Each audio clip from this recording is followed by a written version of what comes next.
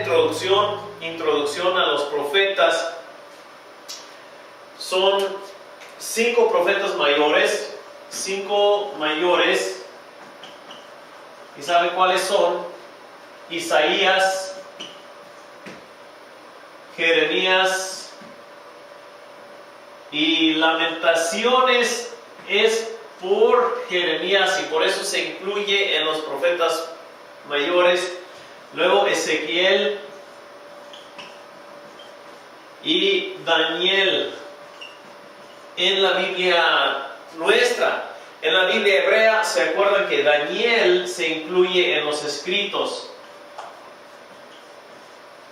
Entonces, y Lamentaciones también se incluye en los escritos. Entonces, en hebreo lo que se consideraban profetas eran estos 3 y los 12 profetas menores. Ahora, los profetas menores son conocidos como profetas menores no porque son de menor importancia, sino porque son más chiquitos los libros. No más por eso tenemos que darnos cuenta que Isaías, Jeremías, Ezequiel sí tienen escritos muy largos, muy extensos.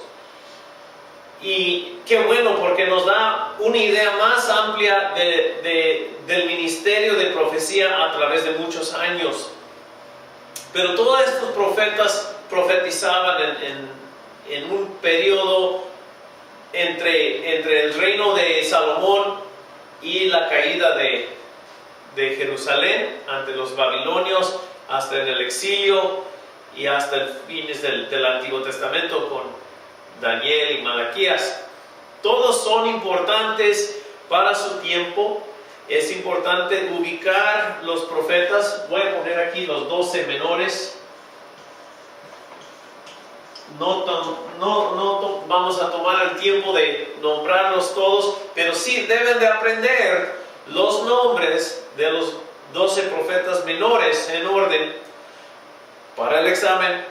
Sí, dije examen, pero va a ser fácil, ya les voy a dar las respuestas entre tanto con este estudio.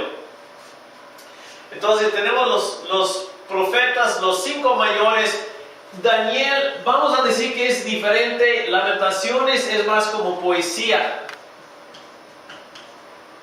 Y ya casi lo deben de estar viendo junto con los libros poéticos para entender. Pero como fue escrito por el profeta Jeremías, se incluye en el grupo de profetas mayores. Y luego Daniel era más como un estadista, un hombre de estado, un político honrado, un hombre de Dios, obviamente. Y Dios, son historias en los primeros 6 capítulos y luego algo de profecía, sí, apocalíptica, otro estilo, pero no lo consideraban a veces en la colocación de los libros como profeta, sino como de los escritos. Y bien puede ser por la fecha tardía en que fue escrito Daniel, aunque no tan tarde como algunos tantean por la historia que predice en su libro. Total, algo tienen en común los profetas que tenemos que ver como un grupo de libros. Los profetas tenían 3 tareas, vamos a ponerle 3 tareas o 3 cosas que están haciendo con sus libros, con sus profecías. Y tenemos que entender esto para descartar ideas equivocadas de lo que son los profetas. En primer lugar, los profetas predican y enseñan. Y podemos poner la palabra de Dios. Predican y enseñan la palabra de Dios. Todo lo que los profetas dijeron no era nada nuevo, sino era otra vez reflejar al pacto de Israel con Dios en el Pentateuco, en el libro de Éxodo, en el libro de de Levítico, Números, Deuteronomio, todo lo que Dios prometió a ellos y les exigió o les requiso como para ser el pueblo de Dios, tienen que obedecer estas cosas. Y es lo que ellos les acordaban y les enseñaban la palabra de Dios para mostrarles qué deben de hacer, cómo deben de vivir de acuerdo a esas palabras. Y lo vamos a ver en Isaías, especialmente en el primer capítulo. Luego llega a la yema del asunto, el pecado de la vida cotidiana, de la manera que viven, contradice todo lo que hacen en cuanto a la religión, los sacrificios, todas las fiestas solemnes, pero es un asco para Dios porque sus vidas no reflejan esa misma ética que debe ser obvia dentro de las celebraciones de la adoración.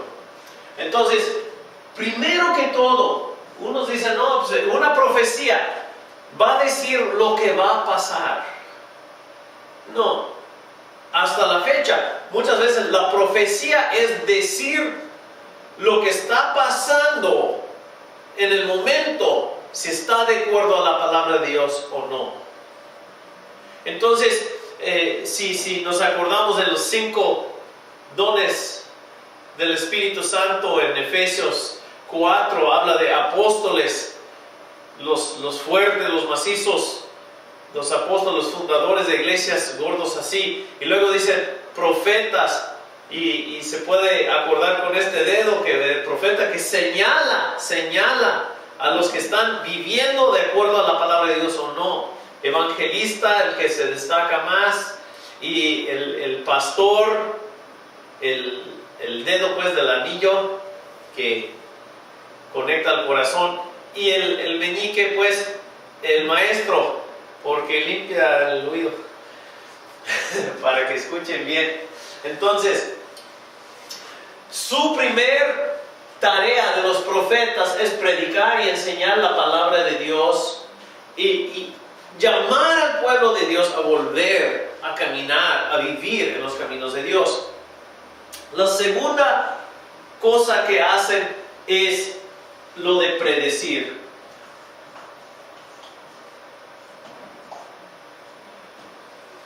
Predecir lo que va a venir. Pero hay un principio aquí muy importante para entender el principio telescopio.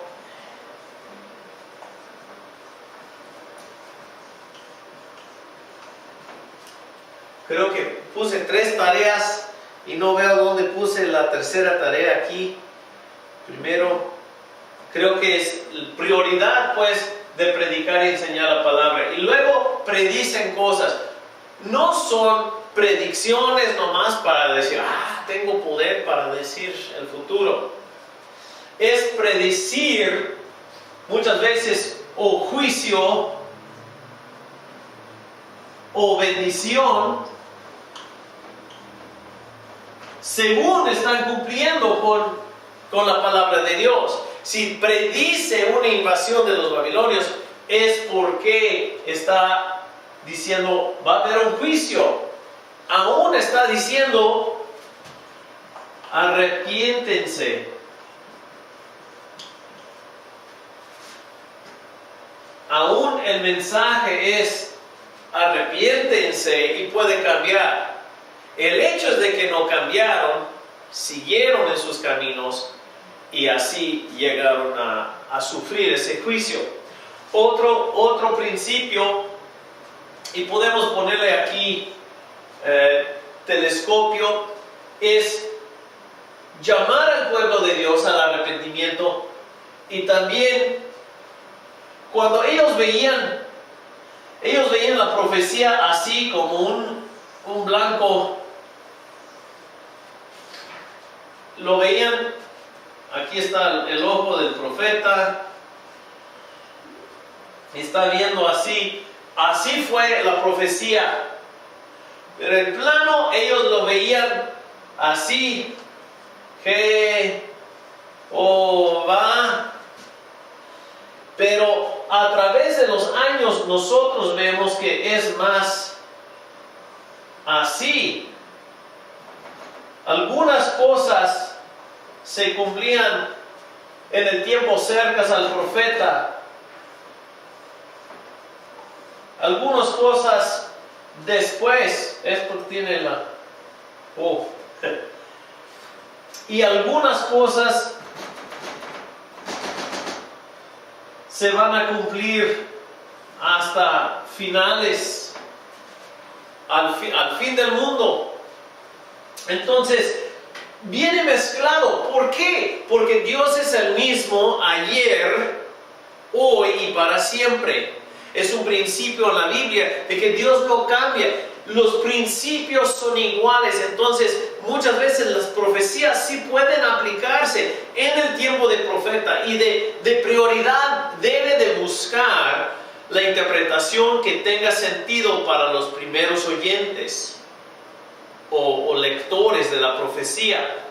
Pero a la vez podemos ver que algunas cosas, esta es la sombra, por decir, está cubriendo lo que está atrás. Quizás esta es una profecía que se cumple en el tiempo de Isaías. Este es en el tiempo de Cristo sobre la tierra. Y este es al fin de los siglos. Y hay aspectos que se cumplen. Se cumple todo aquí, pero también deja lugar para cumplirse, o Cristo cumplió en su tiempo. Su muerte en la cruz, la resurrección, cumplieron muchas profecías de Isaías mesiánicas. Y luego, al final, lo que pensaba que era de Jehová, está siendo cumplido en Jesús al fin de los siglos. Lo vemos aquí en Ezequiel, por ejemplo. Ezequiel está hablando de restablecer el templo. Entonces, después de la caída de Jerusalén, él profetizó un tiempo mientras estaba cautiva Jerusalén bajo los babilonios. Él fue mandado al cautiverio. Desde el cautiverio dice: arrepiéntanse, dejen la idolatría, dejen de confiar en Egipto. Y todavía se rebelan contra Babilonia. Y los babilonios destruyen la ciudad y el templo.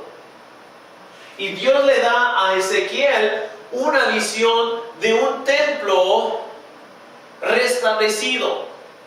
Pero en términos con una vara va midiendo todo va bien medido.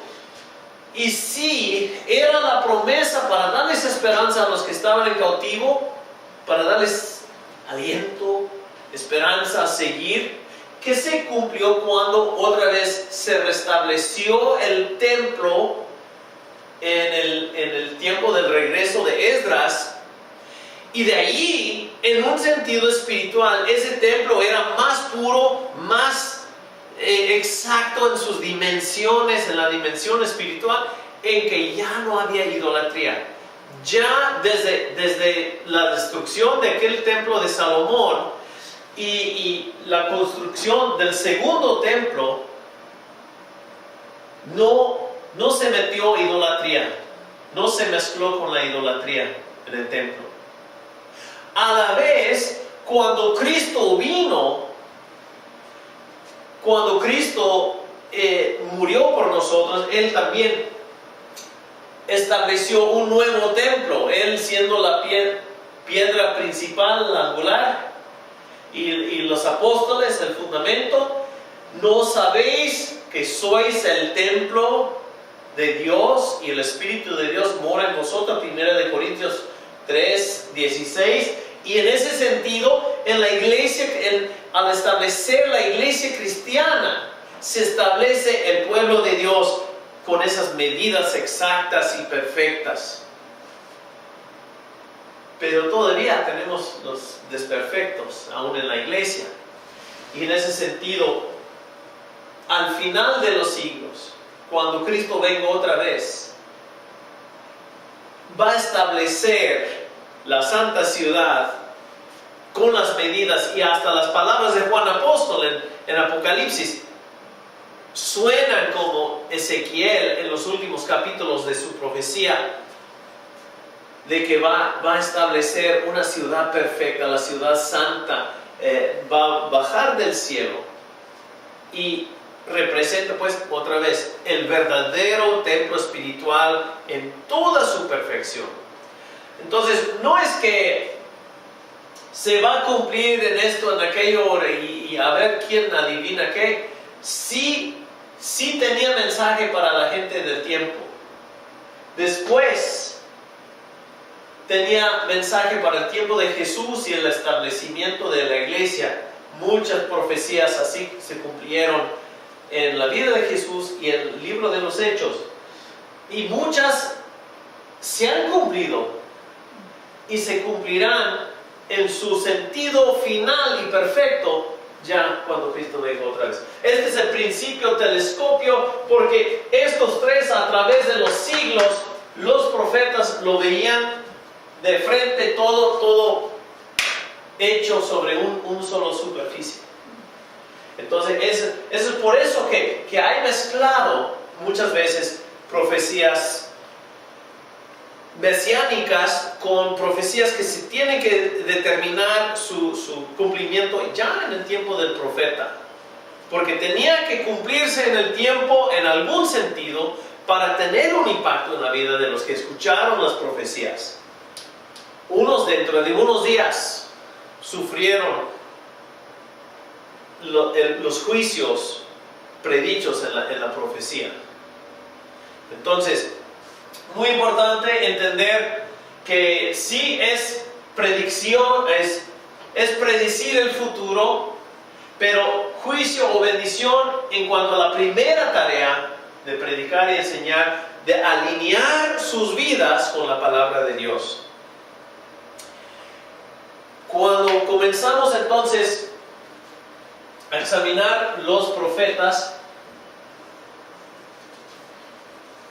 espero que hayan tenido oportunidad de escribir eso, hacer algunos apuntes. Nosotros podemos comenzar nuestro estudio de Isaías con ese en español. Tengo unos días aquí en Estados Unidos otra vez y quiero escribir en Spanglish.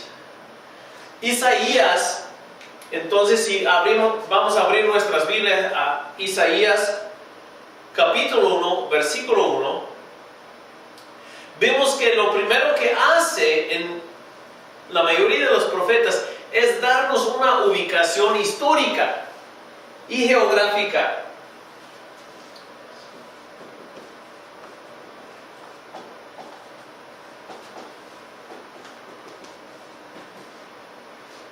Y aún geográfica.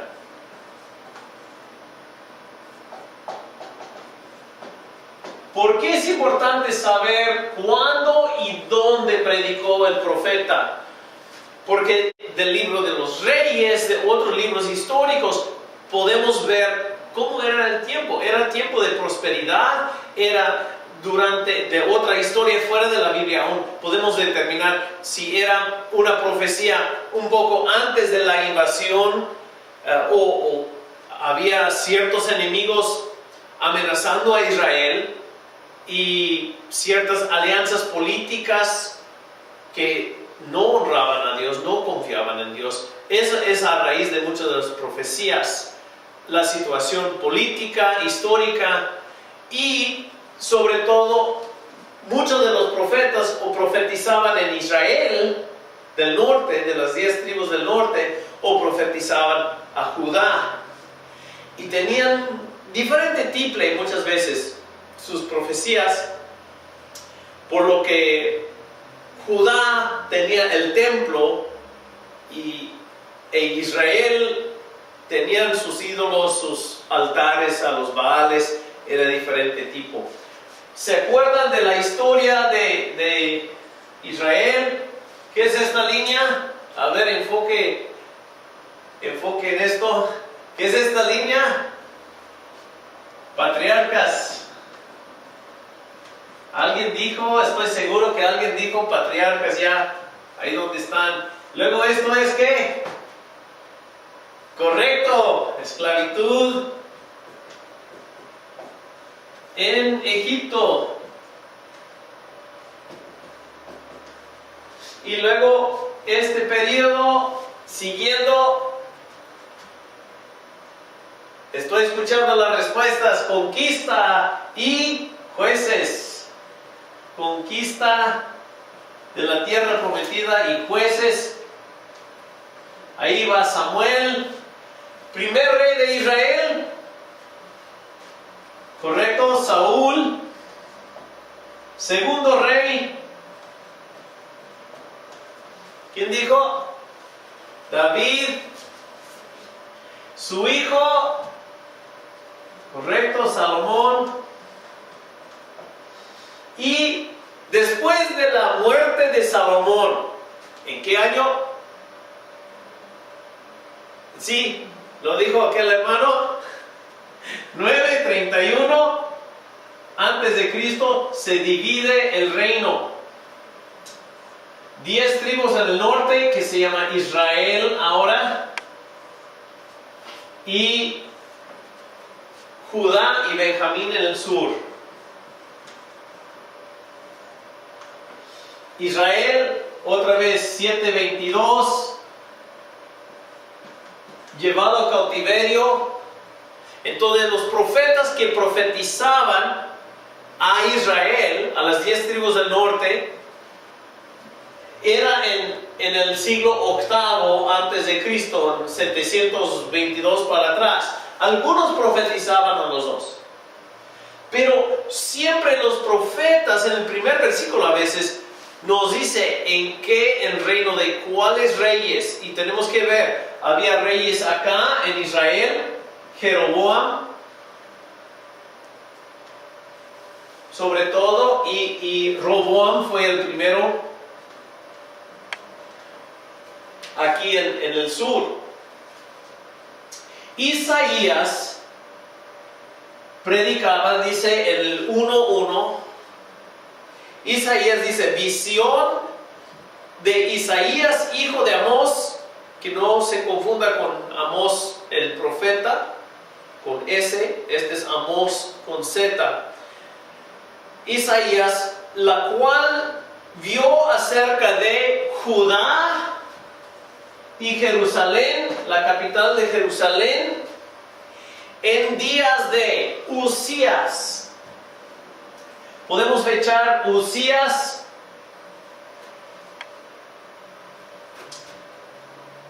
la muerte de Usías alrededor de 740 antes de Cristo. 740 antes de Cristo. Y luego Jotam,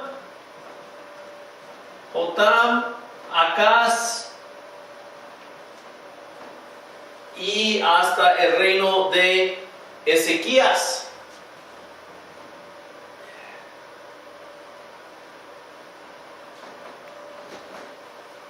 Cuatro reyes de Judá en Jerusalén, abarcando de 740 a aproximadamente 686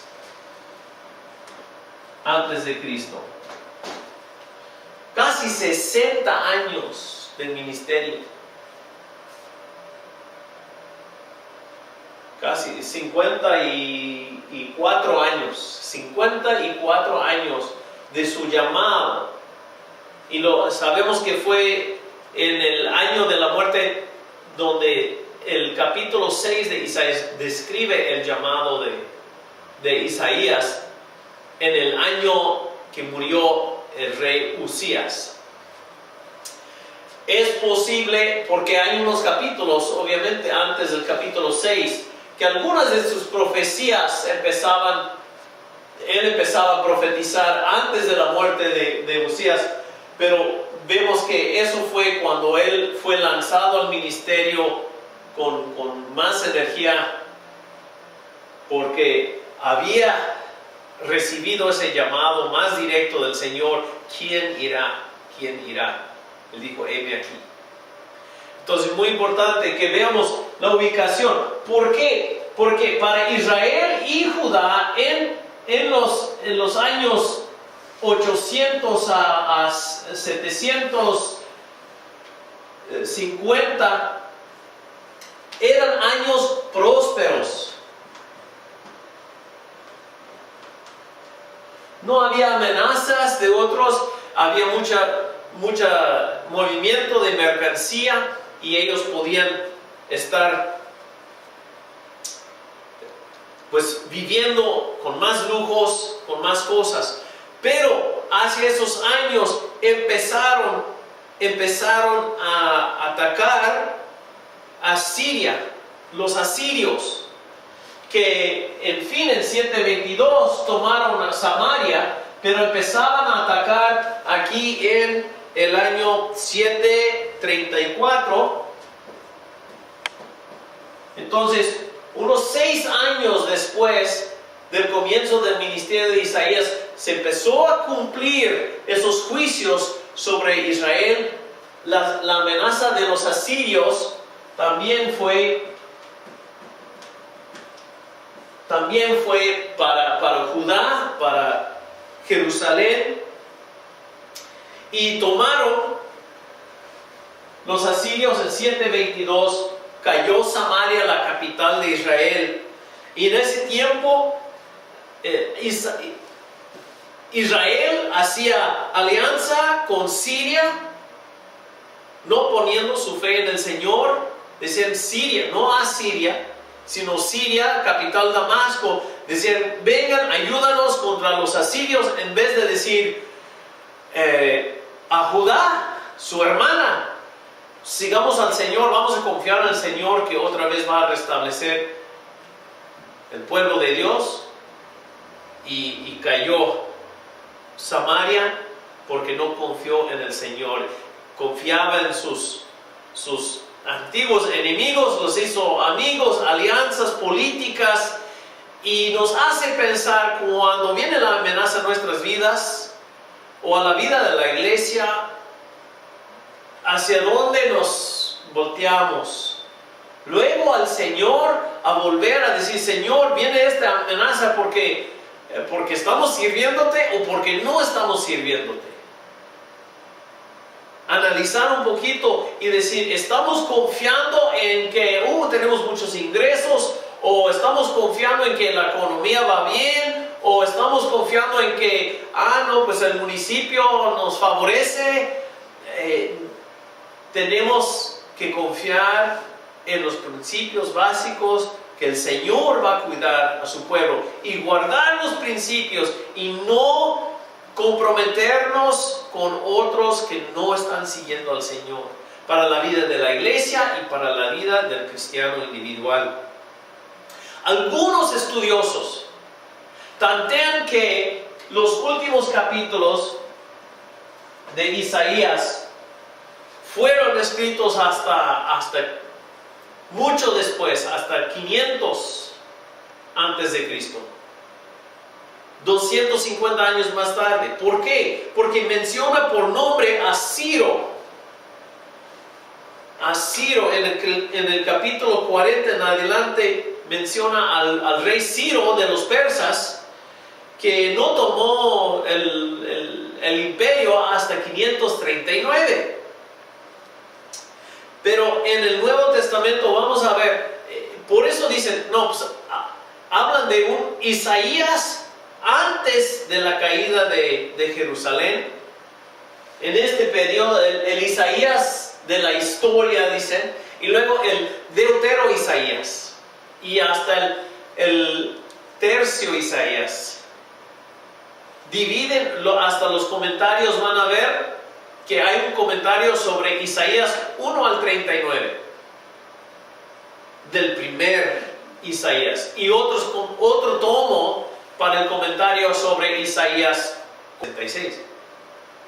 ¿Por qué? Porque no creen en predecir lo que decíamos, el poder de predecir el futuro. Entonces, Algunos estudiosos así lo dividen, pero podemos ver una unidad en dos cosas. Primero, el Nuevo Testamento, en Lucas 4:17. Lucas 4:17.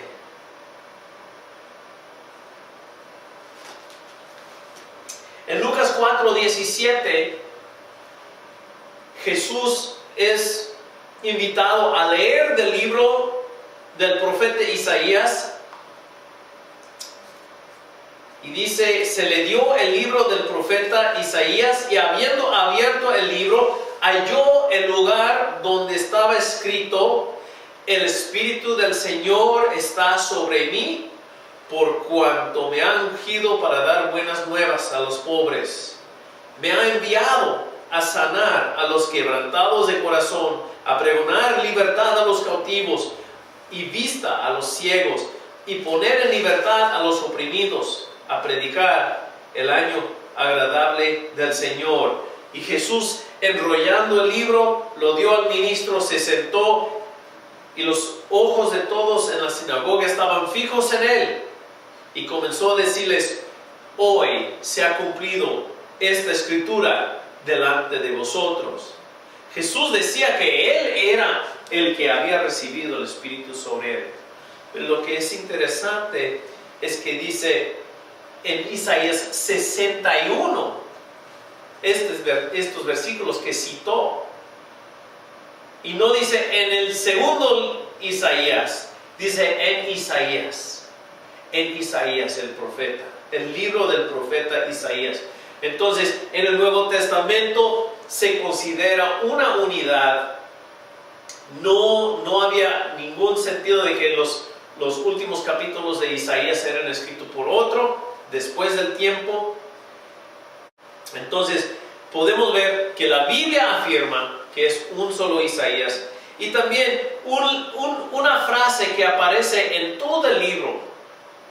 Porque otra cosa es, dicen, hay una diferencia entre el estilo antes del capítulo 1 al 39, hay una diferencia en el estilo que del 40 al 66. Pero lo importante es ver el mensaje ya se dirige hacia otra situación histórica. Los versículos del 40 en adelante toman por dado que ya se ha cumplido el juicio de los primeros capítulos, y necesitan la consolación, necesitan escuchar de la fidelidad del Señor en cuidar el pueblo de Israel, en restablecer, en consolar a Israel y darles esperanza para el futuro. Cambia el tono, cambia el vocabulario que usa, pero una frase, el Santo de Israel, aparece 25 veces en todo el libro. Hay una unidad en ese estilo también de Isaías, en que aparece esa frase clave, Santo de Israel, y otras palabras, otro vocabulario en todo el libro. Entonces, podemos ver una unidad aquí en Isaías. Como decía antes, Asiria atacaba a Israel en 734 y a Samaria, tomó a Samaria en 722. Podemos ver que Israel hacía alianza con Siria, no poniendo su fe en el Señor. Vamos a buscar en Segunda de Reyes. Segunda de Reyes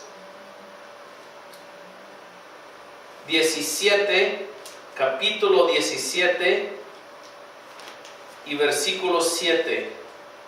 Este versículo no va a aparecer en la pantalla, así que Segunda de Reyes 17:7 está explicando por qué pasó esto. Porque los hijos de Israel pecaron contra Jehová su Dios, que los sacó de la tierra de Egipto, debajo de la mano de Faraón, rey de Egipto, y temieron a dioses ajenos, y anduvieron en los estatutos de las naciones que Jehová había lanzado delante de los hijos de Israel y en los estatutos que hicieron los mismos reyes de Israel.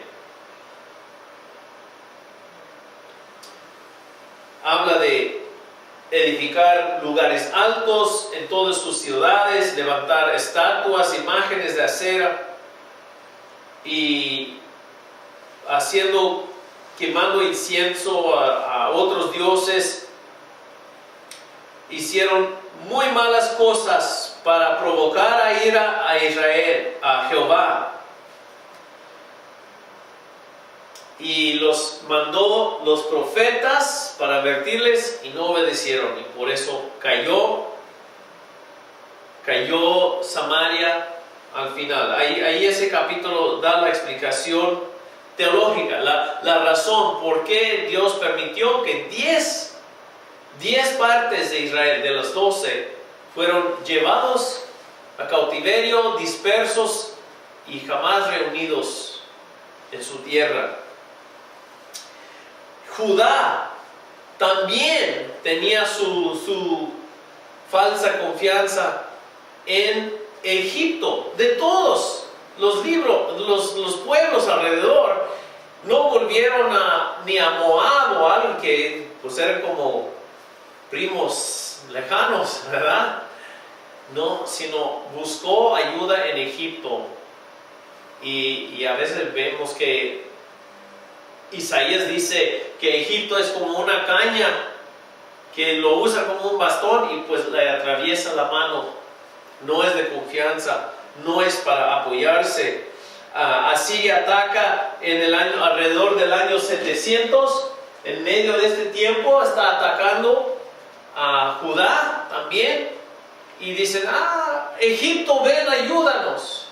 Pero vemos que el buen rey Ezequías sí dijo, mira las amenazas que mandan y lleva la carta con las amenazas ante el Señor en el templo y ahí ora y pide, el Señor libera a Jerusalén y a Judá, por lo que Ezequías sí buscó a Dios. Y esos son los capítulos muy claves ahí adentro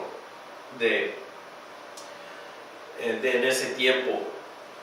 Isaías ve, entonces, Isaías está vivían un tiempo próspero, pero ellos tenían, la moralidad se había bajado, la ética se había bajado. Ellos se gozaban en vestirse bien y vivir bien, pero estaban robando a los pobres, estaban pecando, estaban no siendo caracterizados por la misericordia, por el amor que habían recibido del Señor, sino estaban aprovechando de otra gente para tener esa prosperidad. Y esos abusos, aunque continúen en Jerusalén con todo el santuario, el templo y toda la religión, las fiestas solemnes, pero no era con sinceridad de corazón. Isaías ve el mal que viene por la desobediencia. Y cuando Ezequías escucha de lo que hasta los babilonios van a venir, los mismos que Ezequías mostró todas las riquezas ahí, Isaías le dice, estos van a venir y van a destruir todo esto, se van a llevar todo este oro a otros. Y Ezequías nomás se conforma con que pues siquiera no va a ser en mi tiempo. Está pensando en los nietos, no está pensando en los hijos. Y vemos esto en Isaías 37. Vamos a volver a Isaías para estos últimos comentarios antes de un descanso. Isaías 37 y versículo 6. Vieron pues los siervos de Ezequías, vinieron los siervos de Ezequías a Isaías, y les dijo Isaías, diréis así a vuestro Señor, así ha dicho Jehová, no temas por las palabras que has oído, con las cuales me han blasfemado los siervos del rey de Asiria. He aquí que yo pondré en él un espíritu, oirá un rumor y volverá a su tierra y hará que en su tierra perezca a espada. Y es cierto, volvió y sus propios hijos lo mataron en el templo adorando a su Dios. Qué ironía. Dios sí trae la justicia. El que amenazaba a Israel, pues regresó a Judá, regresó y fue muerto por sus propios hijos. Y luego en el versículo 26 del mismo capítulo: ¿no has oído decir que desde tiempos antiguos yo lo hice, y desde los días de la antigüedad lo tengo ideado? Ahora lo he hecho venir, y tú serás para reducir las ciudades fortificadas a montones de escombro. Que es Dios que establece los que mueven naciones, los que invaden. Él está usando aún a los asirios para castigar primero a Israel en el norte y detenerlos ya de Judá, porque el pecado de Judá no se había consumado todavía. No estaba al punto de que Dios todavía les iba a dar más tiempo a arrepentirse. El tiempo ya se acabó para los israelitas, porque habían dejado del todo. Y en el 39 de Isaías, capítulo 39 y el versículo 8. Entonces dijo Isaías a Ezequías: oye palabra de Jehová de los ejércitos, vienen días en que será llevado a Babilonia todo lo que hay en tu casa y lo que tus padres han atesorado hasta hoy. Ninguna cosa quedará, dice Jehová. De tus hijos que saldrán de ti y que habrás engendrado tomarán y serán eunucos en el palacio del rey de Babilonia. Y dijo Ezequías a Isaías: la palabra de Jehová que has hablado es buena. Y añadió: a lo menos haya paz y seguridad en mis días. Otra vez, lo más cerca a un buen rey en Israel, y todavía tiene esta actitud. Entonces vamos a dejar un tiempo de descanso